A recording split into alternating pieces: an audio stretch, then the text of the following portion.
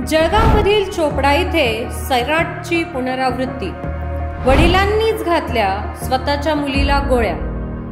प्रेम विवाहाचा संताप, जन्मदात्यानेच केला घात। जळगावमधील चोपडा इथे सैराटची पुनरावृत्ती झाल्याची घटना घडली आहे। या घटनेत प्रेम विवाहामुळे संतप्त वडिलांनी आपल्या मुलीला आणि तिच्या नवऱ्याला गोळी झाडली। यामध्ये 24 वर्षीय तृप्ती अविनाश वाघ हिचा जागीच मृत्यू झाला, तर तिचा नवरा अविनाश वाघ गंभीर जखमी झाला आहे।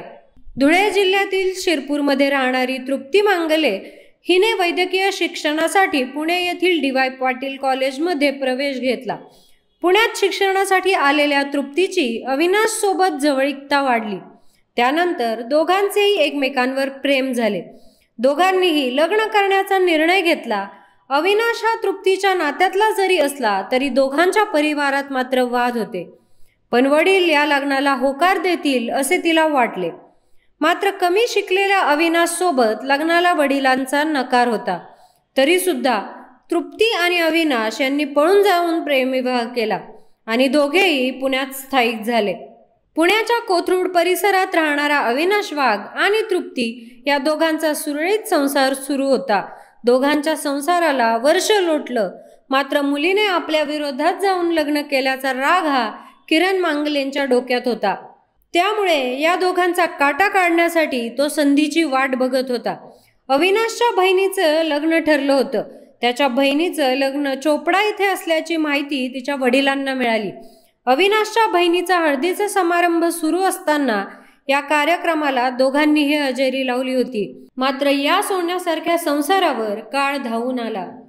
तृप्तीच्या वडिलांनी कोणालाही कळू न देता बेछूट गोळीबार करायला सुरुवात केली। यात जावयाला आणि आपल्या मुलीला टार्गेट केलं। या गोळीबारात तृप्ती रक्ताच्या थारोळ्यात खाली पडली आणि तिचा जागीच मृत्यू झाला, तर अविनाश गंभीर जखमी झाला।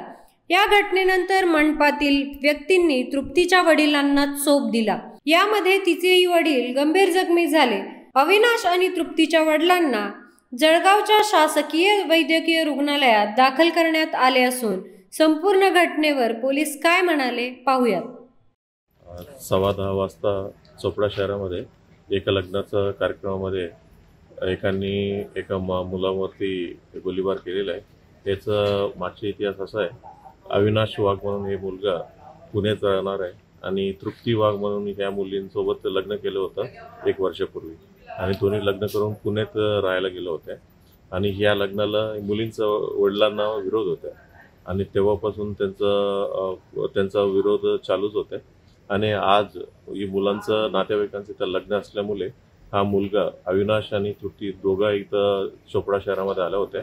याविषयीचं माहिती या मुलींचं वडील किरण मांगलेला माहिती पडले होते आणि इथं शिरूरला राहणारे असल्यामुळे शिरूरचा आणि चोपडाचा साधारणपणे अर्धा-पाऊण तासाचा रस्ता आहे, तो इथं आलाय आणि डायरेक्टली त्या मुलांवरती आणि मुलींवरती फायर केलेलं होतं आणि फायर केले की ते मुली स्पॉटवरच डेथ झाला, मुलांना जखमी झालेला आहे आणि जे आरोपी आहेत किरण मंगले त्यालाही देखील म्हणजे ते पब्लिकने पकडून मारहाण केलं होतं आणि किरण मंगले हा रिटायर्ड PSI म्हणून माहिती पडत आहेत, CRPF मधून रिटायर झालेला आहे आणि त्यांच्याकडे एक लायसन्स वेपन आहे। ते लायसन्स वेपन मधूनच त्यांनी फायर केला अशा प्रथमदर्शनी माहिती पडत आहे।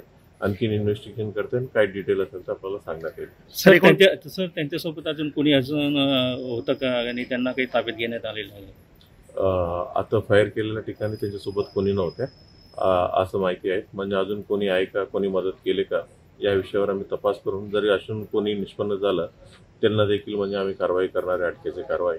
आता सध्या FIRचं दाखल करण्याची प्रक्रिया चालू आहे, स्पॉट पंचनामा आणि इतर गोष्टी चालू आहे। सर एकूण किती राऊंड फायर झाले? गोळी लागली का सर? ती माहिती एकूण किती राऊंड फायर झाले सर? आम्हाला अजून एक्झॅक्टली सांगता येत नाही। आता साधारणतः तिथं 3 पुंग्या भेटलेल्या आहेत, कॅटरीज भेटलेला आहे। मग अजून किती फायर झाले का या सर्व गोष्टी तपासात निष्पन्न होईल।